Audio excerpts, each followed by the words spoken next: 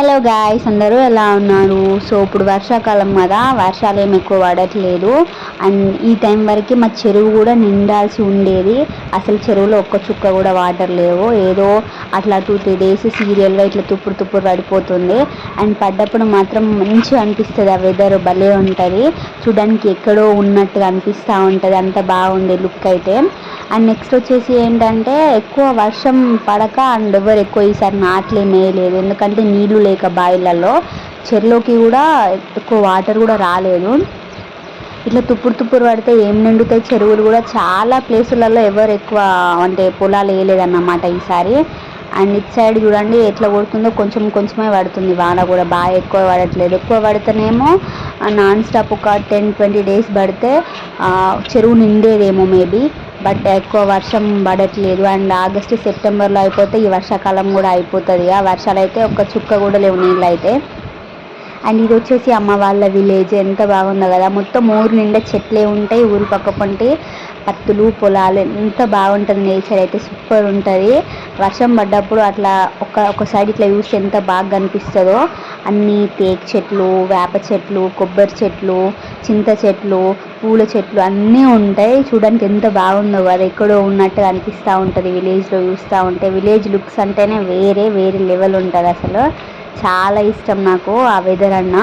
And ఇటు side మొత్తం పొలాలే ఉంటాయి.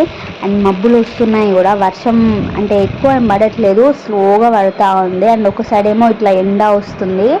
ఎంత బాగుందో చూడండి. ఆకాశం అయితే ఏదో డిజైన్ వేసినట్టు కనిపిస్తూ ఉంది. మబ్బులు అయితే ఎంత బాగా కనిపిస్తున్నాయో, భలే ఉంది చూడ్డానికి అయితే.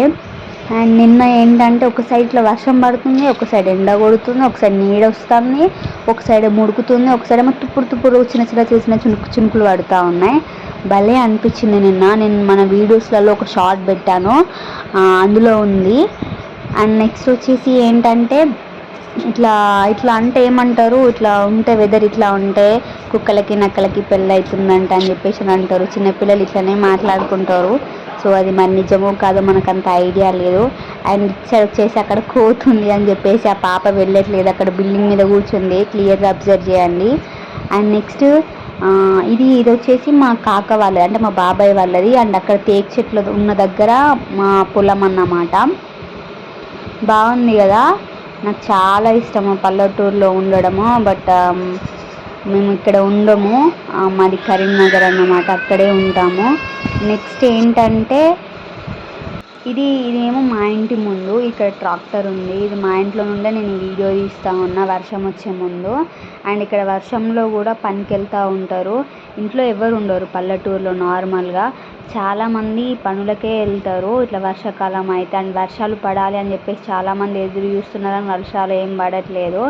ఇంత వర్షం పడుతుంది కదా, ఆయన అంటే మా ఊరైనా నాకు పెద్ద నాన్న అవుతాడు, గడ్డి కోసుకురావడానికి వెళ్తున్నాడు దుడ్డెక్కి.